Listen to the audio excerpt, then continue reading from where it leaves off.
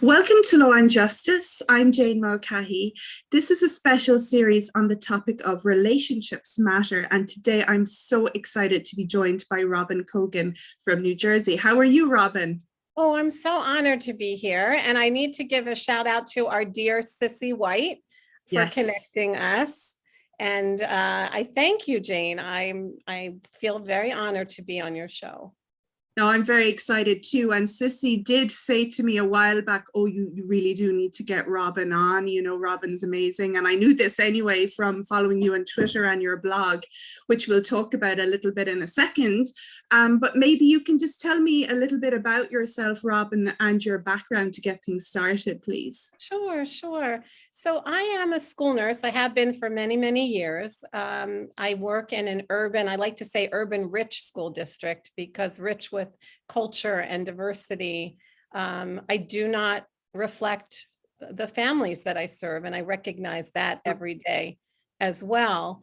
But prior to being a school nurse, to even becoming a nurse, I actually studied art therapy and Oh, psychology. wow. Okay. Yeah, so my background is in mental health, and that's where my heart still lies, honestly. I Mhm. also have a master's degree in counseling. So putting all of those things Wow. together, honestly, I use my mental health training and psychology and art therapy training more honestly in school nursing probably than any of the other skill sets that I've developed because it is about relationships. It's Hmm. about creating authentic healing relationships. And to do that, you have to recognize um, the humanity in every person. And, sometimes I think nurses are seen sometimes as machines, as Right. robots that we are so task oriented, but really we're people oriented, we're healing oriented, relationship oriented. So I love the focus of your work, Jane. I respect it and I believe in it because I also use those similar beliefs in my own work with families and children and teachers and school staff. Thanks, Robin. Yeah, my own views, I suppose, are that absolutely everything is interconnected. I didn't always know that or think that. I probably believed that we could compartmentalize life more than I now know is wise. Um, but so maybe you could tell me how you transitioned from the mental health and our therapy into school nursing. What prompted that, Robin? Yeah, so, like many things in my life, I honestly had no path and no mentor.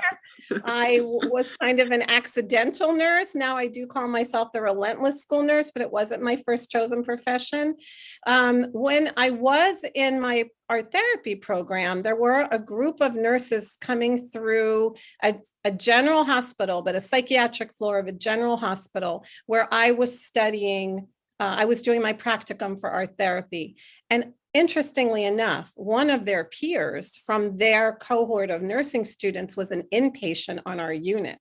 Okay. And the interaction between that patient and her nursing peers kind of woke me up to this thought that I was missing a lot of information. If I was really to be successful at really understanding human dynamics and relationships, I was missing a whole gamut of information that I believed I could learn in nursing school. I think I also learned it in life and living a few extra decades. But so at the time, I needed to make a decision about moving forward with a graduate degree. And as again, like many things I've done in my life, I do things sometimes, as my dad used to say, you do things the hard way. I had twins instead of a singleton. Right. Um, so instead of going on for a master's in art therapy or a master's in social work, I actually ended up going for a nursing degree, but a 3-year nursing degree, which is really not ideal. Mm-hmm. Now everyone needs to, most entry-level nurses have a 4-year nursing degree. So that was a little backwards, kind of along the path that I've taken.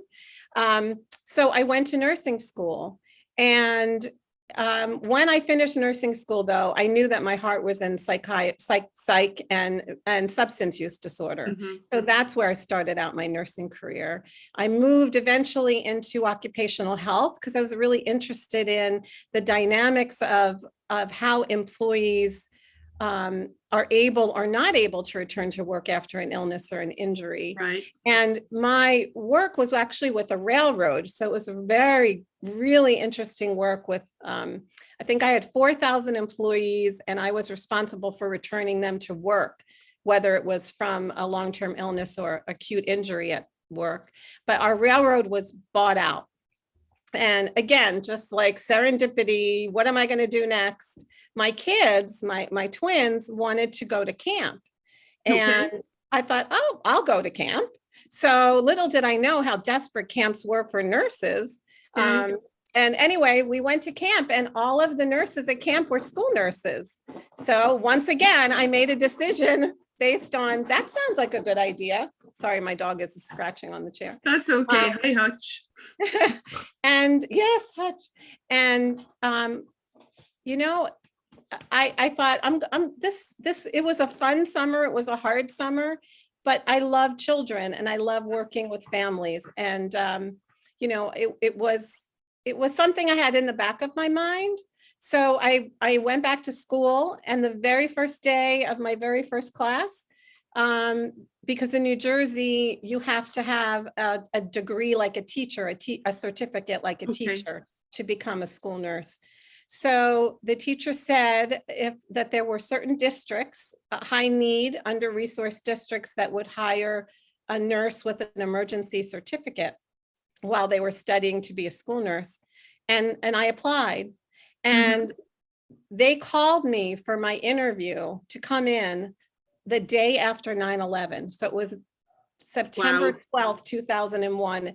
Truthfully, I thought the world was coming to an end. I couldn't fathom going for a job interview that day, but I did, and they hired me immediately, and I have been.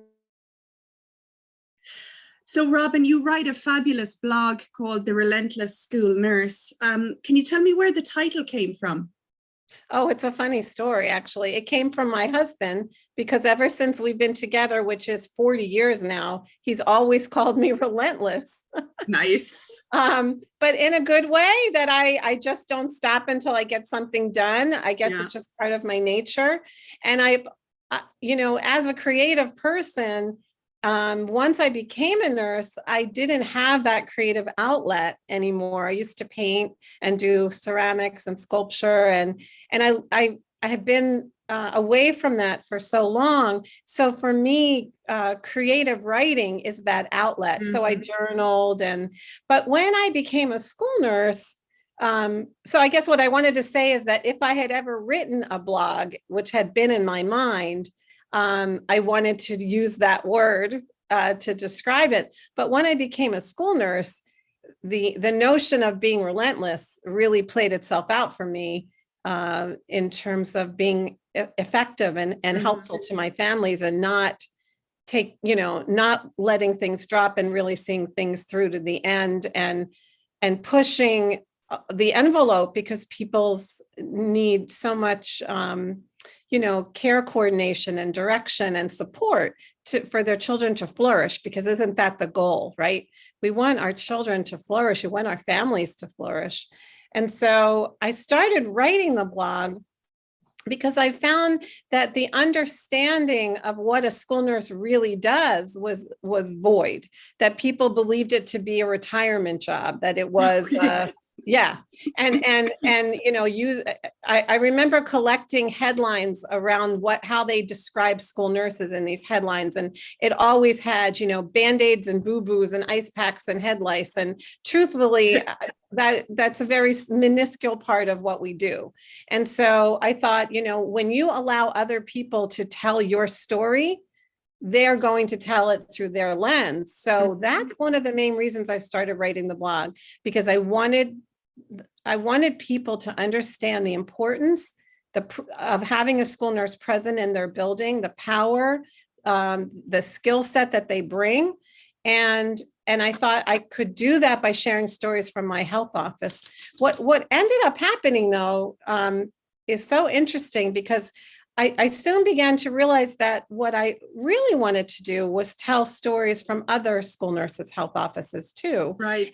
and encourage other school nurses to find their voice and share that story. We all have them. So I expanded it in that direction. And then eventually it really became a platform for my nursing activism. And that's where it lands today, more than 4 years later. So I'm beginning my 5th year.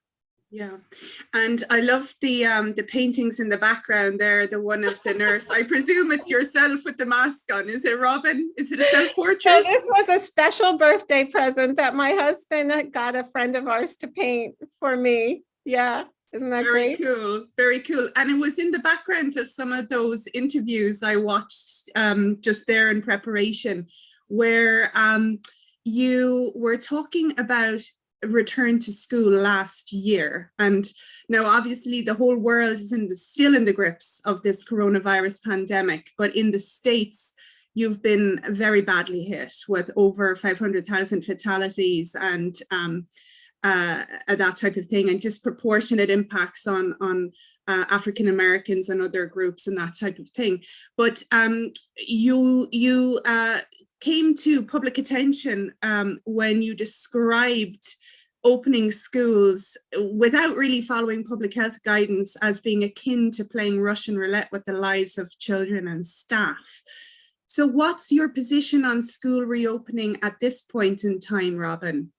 It's an excellent question, Jane, that I've been grappling with, because in fact, today I just reposted some interviews from exactly a year ago. And the saddest part is not only are we exactly where we were a year ago, but truthfully, we're worse, because now we know what works. We know that masking works. We know that physical distancing works. We know that vaccines work.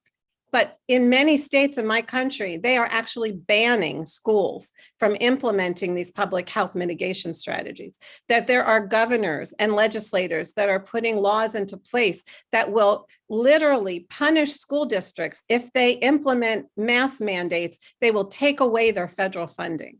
So we are in the darkest place in our history in terms of how we're treating our children and caring for the health of the public. Now, that is not every state, but that's many states. And those are the states that have the higher level of the Delta variant and the lower level of vaccine compliance. Mm-hmm. So for me, I stand by that statement that I said to the New York Times. And I said, it feels like we're playing Russian roulette with our kids and our staff. And I still feel that way. How do we go back into buildings, knowing what we know, knowing that this Delta variant is so much more transmissible than the original SARS-CoV-2, which turns into COVID-19. We know how dangerous it is. It is impacting children. And the numbers in my country are well over 600,000 people are dead. Now there are many more younger people that are getting COVID because of vaccine refusal, of lack of compliance with these known mitigation strategies. When they, when they started completely opening up states and opening up indoor dining, and there's no more restrictions on indoor gatherings, it's not a surprise that a virus will find a new host and mutate to a much different and stronger variety. That's what they do. We're giving them access. Yeah. If they couldn't find a host, they couldn't do this. We've gotten beyond other viruses. We don't have, it is infuriating. And in my country, it is completely politically driven. Yes, I was about to ask whether the main resistance or the threat of withdrawal of school funds and that type of thing is mainly in red states, so in Republican-leaning states. 100% red states. Right. And I'm calling this the Trump variant because that is really what it is. It's the impact of a failed president who is angry that he lost an election, and believe me, he lost. He did not win that election. Joe Biden handily won that election. And so, sorry, my husband just It's okay, no worries. Hi there. Oh, no. This is my friend Jane from Ireland interviewing me. Are you on CNN? No, I wish. No, No. I'm sorry for intruding. that's okay. It's okay. So it is completely political. It's divided our country. It's the same group, the anti-vaxxers, the anti-maskers, the same group that, believe they don't want anyone to tell them what to do. This self-determination, this, I will not follow any government rules and regulations. And it is beyond despairing to me that this is where we are. And in the middle of it, they're putting our children in danger. They're putting our children in complete danger by not mandating masks, by not mandating vaccine. We can't, this variant is so transmissible. We don't know the level of transmission when we are all back in buildings together, not socially distanced, not masked. Why are we doing that? Yeah. We know what works. That's the thing that it just blows my mind. We know these mitigations, like a slice of Swiss cheese, a brick of Swiss cheese, and every slice, when it is something that will protect us, whether it comes to hand washing, to wearing masks, to ventilation, to vaccination, to testing, tracing, quarantining, every single slice of that Swiss cheese. There are holes in different places. So if the virus gets through, then hopefully that next slice of Swiss cheese will stop it. But you're going to throw the brick of Swiss cheese away and say, sorry, that was a bad year last year, but we're not going to pay attention to what works. It is a source of despair, no doubt, for someone such as yourself, and also someone who's being put at risk, being in the front line with children and other people who may not be following procedures. It strikes me, though, that America has much less of a sense of the common good than places like even Ireland, and our response has not been perfect, but our numbers have been a fraction, and we've followed things. Now, our children, my children, you met Aurora earlier, who's 9. Primary school children do not need to wear masks. They never have. So some have opted in, but secondary school children have. They're now rolling out the vaccination program for 12 to 17-year-olds. And I do know a lot of parents are somewhat concerned. They may have gotten vaccinated themselves, but they're a bit fearful about what might it do to their children. As a medical professional, Robin, would you advise parents to have their children vaccinated? I'm a full believer in vaccination. This vaccine is really, it's doing a tremendous job if we use it, if we don't use it, it's not. And there are some breakthroughs, but there's never been a vaccine really that's 100%. This vaccine, especially the mRNA, the Moderna, the Pfizer vaccines are in the high 90s. The breakthrough that's coming with Pfizer, there were recent studies that came out of Israel just yesterday that is showing some breakthrough, but even with the breakthrough, the illness factor is less, the severity is less, the fact that, the chances that your child's going to die is much less. Right now, is it Arkansas? I just read, I think there were 12 children in ICU. There are 4 children on ventilators. I mean, what are we doing? This is preventable. We don't have to be here. And we don't also know maybe the implications of long COVID or the neurological impacts for children either, do we? We don't. And long COVID is devastating to people. It's debilitating. We're going to have a generation of people that are disabled from long COVID. I have colleagues and school nursing colleagues who got COVID at school who have long COVID. They will not be returning. I mean, it is impacting every aspect of our society. And to think that there are still people in decision-making positions of power that are purposely spreading, and I'm not going to call it misinformation, it's disinformation. When you spread known information that is wrong and you spread it purposefully to cause chaos and dissension, that's not misinformation, that's disinformation. Misinformation is you're sharing something that is inaccurate, but you believe it to be true. Disinformation, you know it's not true, and you're doing it on purpose. Look at Russia. Yeah. That's a disinformation campaign. And we have that happening in our country, and it is dividing our nation. I mean, I've seen newsreels of school nurses in other states who are going to school board meetings while parents are holding up signs saying masking is child abuse. Mm. How do you fight that? I mean, it's almost like it's a cult and you need to deprogram them. Right. Yeah. Just on the kind of the adverse childhood experience, or the kind of trauma that this whole experience is potentially for all of us to a greater or lesser degree, but certainly I think it's very harmful for children and healthy development. Like, my son's social and emotional functioning has gone backwards, and that's partly due to the lockdowns and the not playing and not having those normal interactions.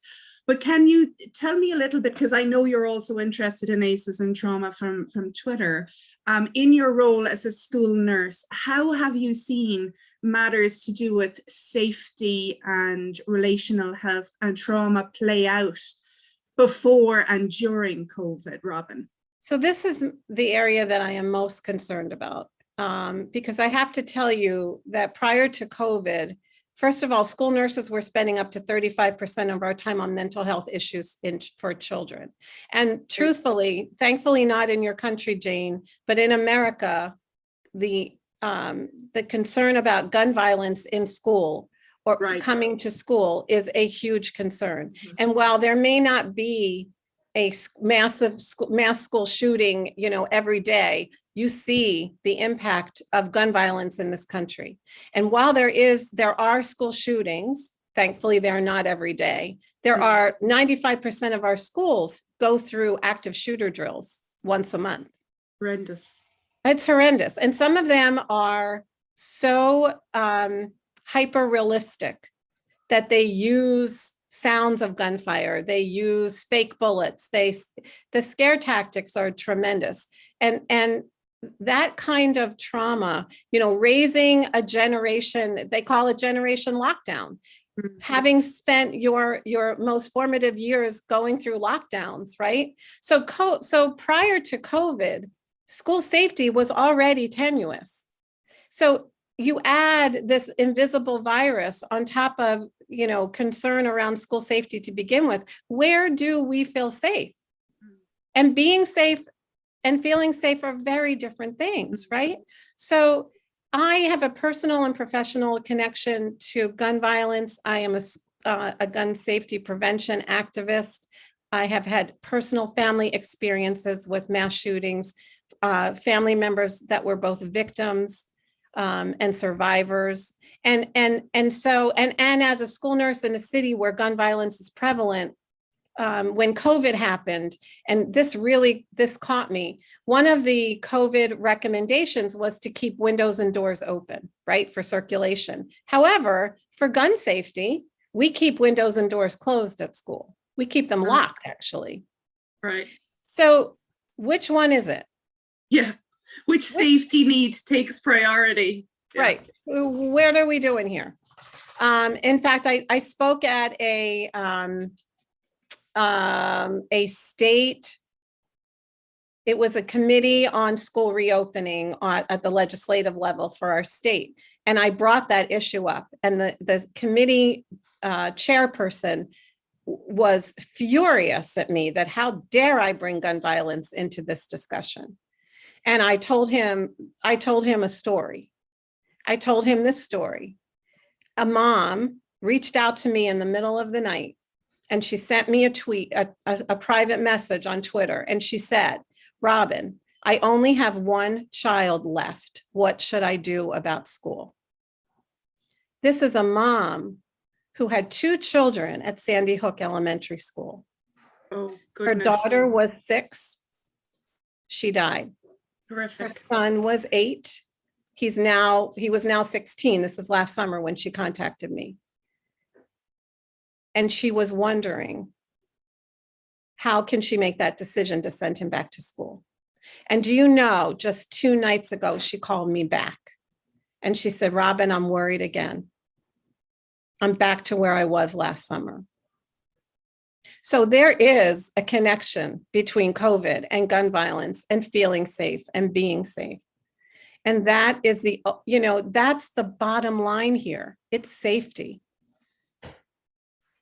And then, of course, another factor, I suppose, is that some children for whom school was a form of sanctuary, a kind of haven from the chaos and dysfunction at home, the domestic abuse, the emotional violence, the addiction and other chaos, don't or didn't have that at various points during lockdowns. And so school might have felt safe before, but maybe now it doesn't. Are you concerned for the mental health of children who had that safety removed, Robin, in the past? Yes, in fact, school is one of the main sources of reporting incidences to, we call it the Division of Children and Families for Abuse and Neglect. And those reports fell by more than 50% as school was in lockdown. So I'm very concerned about those children. We have children across the country. You talk to school nurses across the country that, we don't 100% know where some kids are. Families have picked up and moved. There's been a lot of transiency. If you are deemed an essential worker and your children's school has been locked down and you must go to work and you're worried about your children's care, many children were sent to care with other family members in other states. So the fabric of how our country runs has been completely disrupted. And these stops and starts are not helpful because, we want to get back to some kind of normalcy, but yet we aren't following the protocols we need to follow to really make that happen. So we have like a moment, a 2-week period of, breathing fresh air, and then boom, the Delta variant starts spiking. Something else happens. You're looking over your shoulder for the next variant that's right behind it. So, I'm very worried about the mental health of our children and our adults. This is a collective trauma, right? We are experiencing, and it's persistent, and we don't have an end date. It is all the things the brain can take, right? The brain needs structure. We are very unstructured right now. The brain thrives on, consistency. We don't have that right now. A little bit of a feeling that we have something in our control, and right now we've so little within our own control that it is quite frightening. Robin, do you think, given the various stressors that we're all facing and that are increasing, and then the political turmoil and the heat of some of the rage really on particularly the Republican side in the States, but there are other issues too, and there's the family chaos and just the parental stress. I know I've had plenty of it myself, so no one's immune from this. But do you think teachers and other frontline professionals, perhaps nurses and others, need more training about the importance of safety and also adverse childhood experiences and trauma, and what these mean really for the ability to learn, the ability to concentrate and be nice to one another, and I'm not even getting to flourishing, because I just think it's a period of stabilization that we all almost need. Right. But are we adequately trained in frontline caring professions? 100% no. We are not adequately trained. I think in New Jersey, I can speak for my state and the state of California, there's some really very progressive, innovative programs that have been introduced. New Jersey has a new Office of Resilience, and there's a real effort to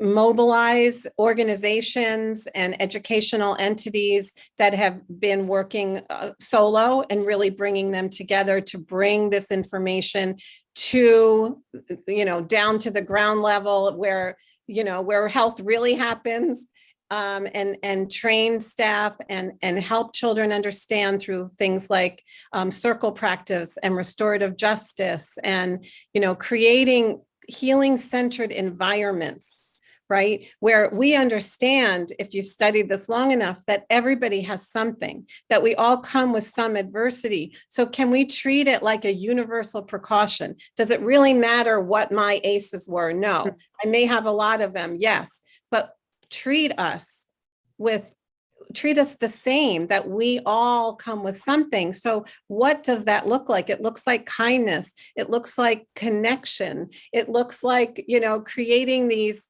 healing centered environments where eventually, when we stabilize, children can flourish, because we can create a sense of safety, right? We can create that, we can recreate what school really needs to look like. I mean, if not out of these ashes, then what? What are we waiting for? Mm-hmm. It could not be worse than coming out of a pandemic. Yeah. And one of the phrases that I really like from Dr. Christina Bethel is that we are the medicine. I love it because it kind of focuses on the village and the fact that we all have a role to play in well-being of children and adults. Do you think professionals in education and healthcare and public policy makers generally actually understand the importance of love for health and flourishing, Robin? So I think that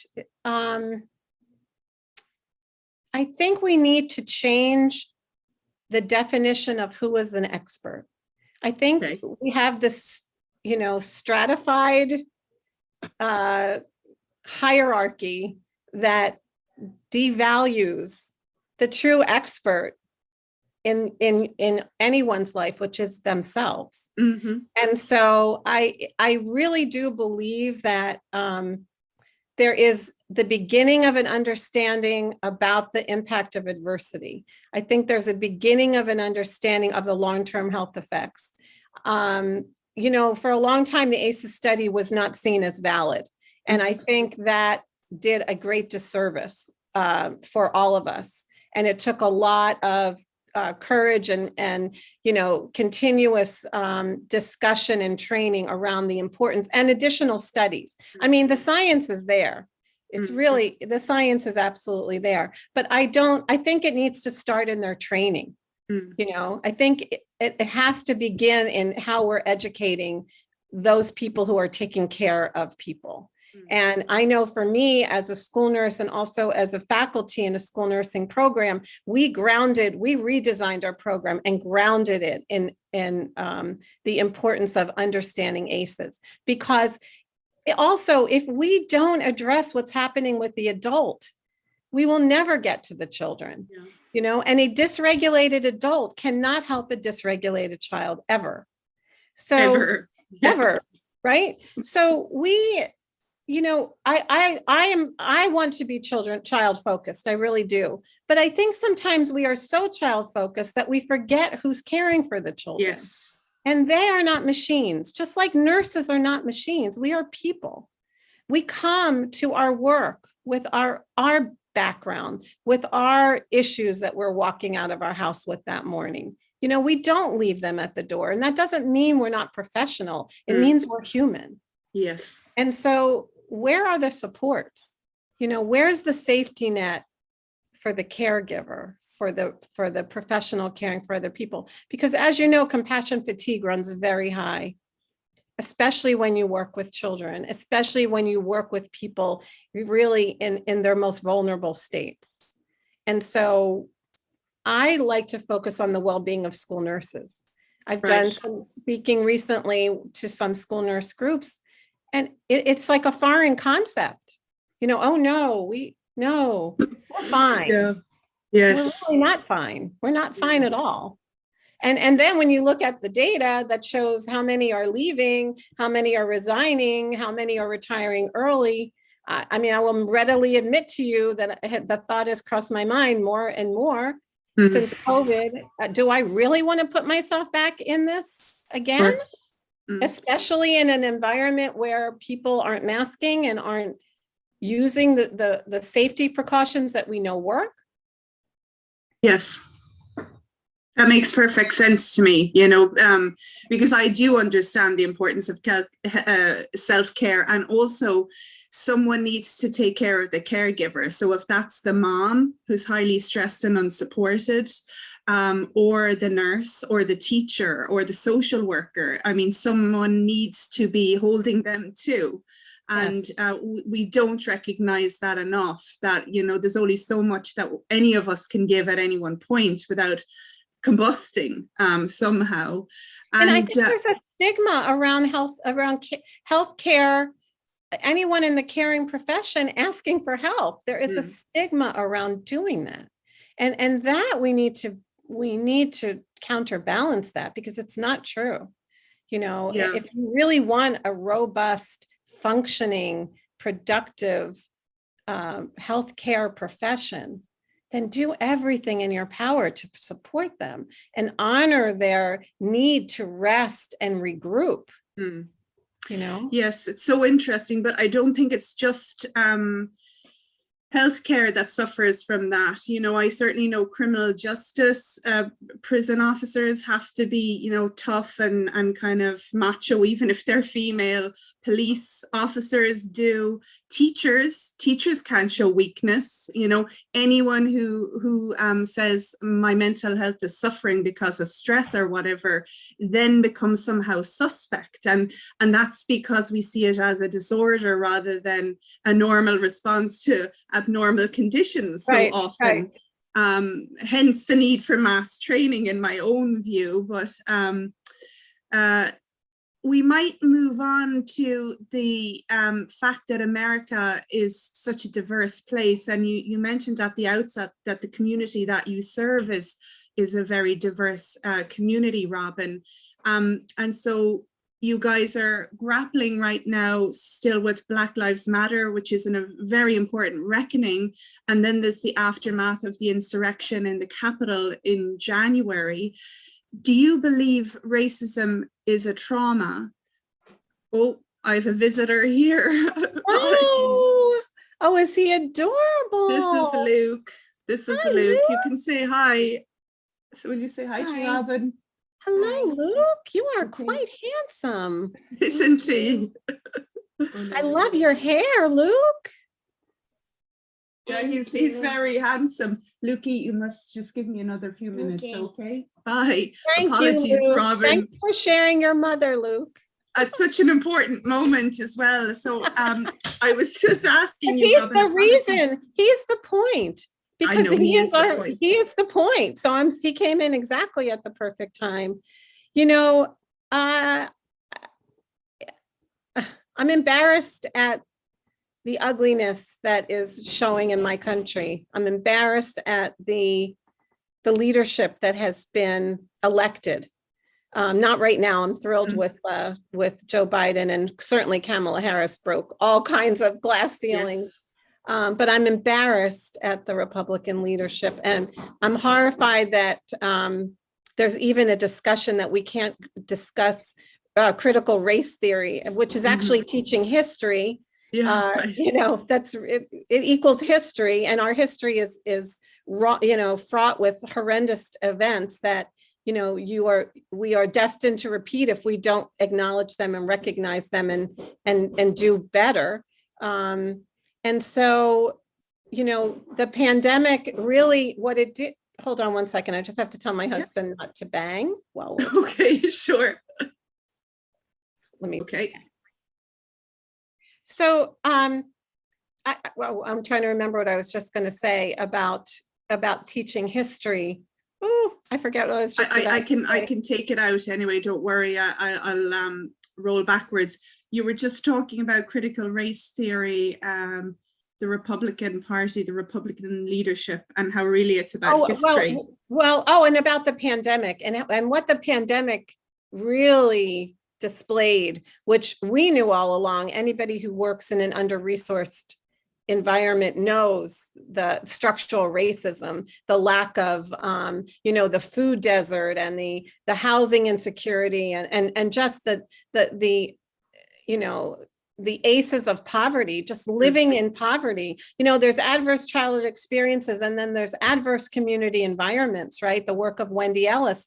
And if you Amazing put them work. together, that is a pair of aces. Hmm. So if the soil that your community is literally rooted in is filled with toxins, then this is where we have the inequity. You know, this is why the challenges are so great. And what COVID showed us is that, you know, if 40% of our country doesn't have internet access, you know, there was a great analogy I heard that somebody said, oh, you know, we're all in the same storm with COVID. No, we're all in the same boat with COVID. That's what they said. But we're not all in the same boat. We're all in the same storm. But some people in this country have ridden out COVID on a yacht, right? Yeah. Some, like Elon Musk, have ridden it up into outer space and in his space thing. But some are clinging to a buoy with dear life, bouncing in the ocean, or they're in a rowboat with a hole in the bottom trying to bail out the water. And that's the inequities in our country. And it is rooted in racism. It is rooted in poverty. It is rooted in white supremacy. And Donald Trump unleashed his dog whistle, and he got, not that it wasn't there before, it was. But his presidency was, I think, a reaction to having our first Black president in this country, who Barack Obama, you know, did the most incredible job as president. And unfortunately, you know, the racists were waiting for the next president. And I can't believe it was Donald Trump to call these people out of their foxholes. And clearly it's insidious. It's all throughout the country. And we have those people, those white supremacists, now hold positions in our government. He's back again. Hey, Luke, he's back again. Show your Lego. Oh, what do you have, Luke? Like, is that Star Wars Legos? No, it's hidden inside Lego. Oh, wait, this is a new one on me, Luke. Show me how it works. So, like, there are these ghosts Ooh. that they have this, like, substance called gloom. Gloom? And they use it to take over people. So Wow. the ghost hunters, they have to shoot the people with their phones with the hidden side app. Oh, there's an app? Yeah. Oh, okay. And You can go ghost hunting. Then the gloom goes away, and also you can hunt for ghosts. Oh, And you can what was also the one? play as a ghost. There was one that came out before that where people were finding things outside with their phone. What was that called? Oh, I remember the one, but I can't. I didn't do it myself. You know what I'm talking about? I do. I can't remember. don't. He's not really allowed to have technology or phones. I try and keep him from them. Only in the weekend. Yeah, I really try. Or you were on holiday, weren't you? You got to We do were, it on holiday. but COVID and we were. lockdown made technology very necessary. All the same, you know. All with rules distance same. learning. This is Jack. He's a good guy. He Lukey, looks I'm good. sorry. I'm sorry. I'm glad Peggy. you have him. I must try and finish this with Robin. Okay, off you go now. And this is a gloomed porta potty. Really? Yeah. At least they're Yeah. thoughtful and have a porta potty for the gloom. Yeah, it's a haunted toilet. Yeah. Off you go, Luke. Okay, Please, bye-bye. bye. Robin, I'm so sorry. They don't normally do this. Oh, I think it's wonderful. They know there's a school nurse you're I talking think to. maybe that must be it. They just felt the kind of energy and invited themselves in. It's a safe place to be. It's a safe place to be. That's right. And would you have witnessed manifestations of racial trauma in your clinic at school? You know, would there be health symptoms that you think are maybe directly related? I suppose you mentioned food poverty, but that can also be a wider issue, but maybe asthma or other autonomic. Oh, absolutely. I mean, my city has such a high rate of asthma, like 3 to 1. I mean, it's really an outrageous rate of asthma. We also have a very high infant mortality rate that rivals really a third world country. So yes, accessing healthcare, even though there is healthcare available in the city. It's people feeling safe to access it has been a problem. I have many, many families that are non-citizens, undocumented, who like to fly under the radar and not ask for help. I had a little girl right before lockdown who, she was new to our school, to the country. She had come after 1 year of walking from Guatemala through Mexico to Texas.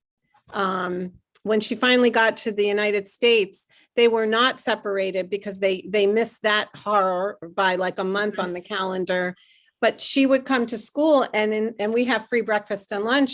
And instead of eating her food, she would put it in her pockets. She would stuff her little pockets full of food to bring home to her mother and her siblings. So I see it over and over again. And I see, what's available to the students in my district is different than what was available to my children in a school district, 12 miles away. So, the zip code should not define your future, right? Mm-hmm. And so I have seen the impact of institutional racism, where things that would not be acceptable in other communities somehow are acceptable in a community of color. Why? Why? Why indeed? Why indeed? And we spoke a little bit a moment ago, or at the start, about gun violence, and one of your recent posts was where a young girl was in toilet. Lukey, please, now, pet. Look, Luke? it shoots poo. Sorry, I'm just 1 second now. So, Robin, one of your recent posts about gun violence involved an incident at a sporting event where a young girl was spoken to by a reporter, and she said that, it almost wasn't too bad because this was her second shooting and she was prepared. Given your own interest in this topic and activism and your personal experiences, how did those words make you feel from a small child? Yeah, that hit me so hard. She was at a baseball game, such an Americana moment, right? At a baseball game at the stadium, we're coming out of COVID and we're, back to baseball. And what happens? It gets interrupted by a gun shooting right outside of the stadium. And that little girl, what she said is that she was prepared because this is her second mass shooting in her little young life of all of 8 years old. But what she also said is that she was expecting it. She expects this to happen. And that, well, that's trauma, isn't it? That is trauma. And we are failing our children. We are failing to make our children feel safe. We're failing to make our adults feel safe, and COVID has really, blasted that safety door open. Where are we safe? Indeed. There are some days I don't want to come out of my house. Mm. Yeah. Well, for a final question, Robin, and this is a tricky one, but maybe not. What changes would you like to see to government policy in the States? What one or two things do you think would make a difference or that urgently need to be attended to? So on the policy level, first of all, gun violence research has not been allowed to occur for more than 20 years. The funding has been held very tightly because of something that was called the Dickey Amendment that held up any funding that could possibly impact the sales of guns in this country. So unleashing funds for true research, because this is a public health problem. We can solve gun violence like we solved car safety, like we solved so many other issues, smoking, but we need the data, we need the research, we need to know the steps to take to improve gun safety and what that has to look like. I mean, the other piece of it for me is that when I think about school shootings, when I think about unintentional shootings with children, these are all because most of those guns were taken from unsecured weapons that were found at home. So if we could focus on gun safety, that yes, you want to be a gun owner, I'm not taking your gun away, but I will give you a safe. I will give you education. You may have your gun, but please, it should not be harder to get, oh, I'm sorry, my husband's computer is ringing. No worries. My God. Let me see. Okay, hopefully. Turn that off, honey. Wants to compete with Luke Oh, yes. and Yes. his glooming toilet. His toilet, his floating toilet. No, it's a long story. At least my husband isn't just wearing his undies like he did the other time that I was being recorded. So don't feel bad about Luke. But one of my dreams is that at schools that we provide just like you can receive condoms and needles. We provide gun safety equipment and the education to go along with it. We need to focus on safety. So if we could encourage gun owners to safely lock up their weapons, keep them out of the way of children, because we know children have a way of finding every single thing in a house. They know more than we know where things are.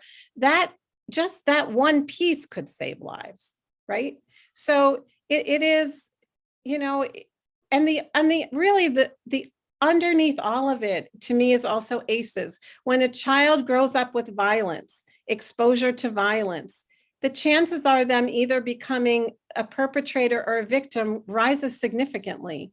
So it's that safety net. It's solving the problem of, why is our country so violent? What are people so angry at? What are they experiencing in life that creates this sense of revenge? Because many of these shootings are based on revenge.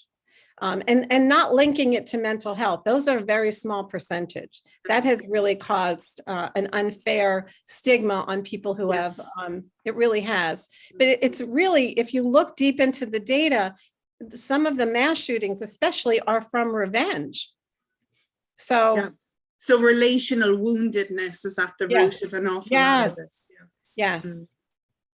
Well, as a mom, married to an American, I would not contemplate living in America the way it is, with the mass proliferation of guns, because it's not something my children need to worry about, or I need to worry about in our schools, and it's a blessing, to use a common word from America, that we don't have that fear, because there's enough of them out there.